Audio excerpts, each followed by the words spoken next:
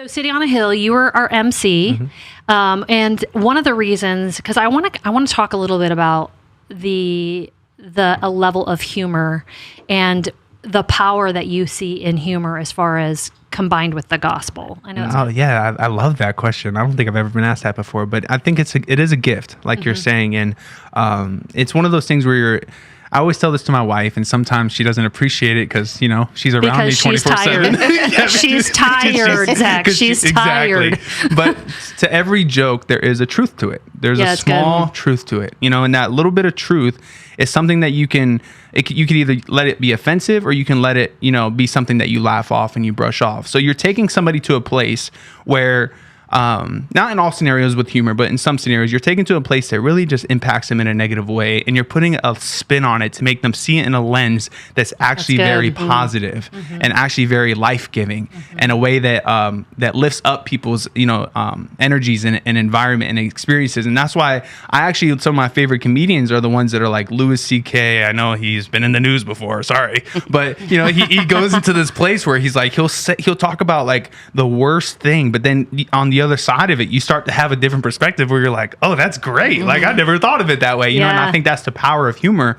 And to be able to connect with people, it makes it one of those things where they're more willing to listen to what you say after that, because you've broken that barrier with them to the point where you've opened up like their heart and their ears a little bit more.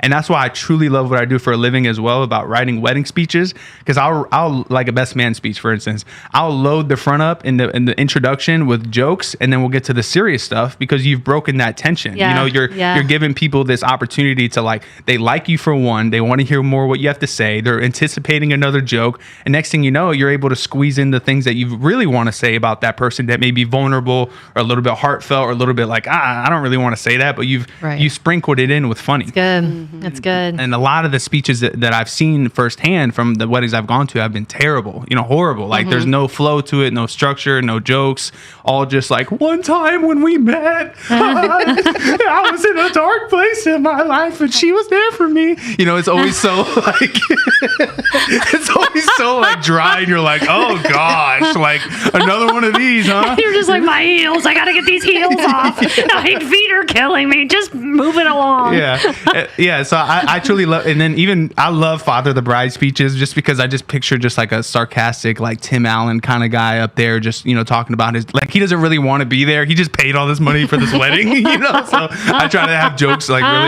really centered around like. But do you get to see the delivery of these things? Or are you ever like, that was terrible? That was terrible. The joke was way better than you delivered it, bro. Like, they can butcher a speech. They can, absolutely. Yeah. And sometimes, and that's why it's really encouraging when somebody does message me afterwards and saying that they crushed, they receive a bunch of compliments. The DJ came up to me and said that was the best speech he's ever heard.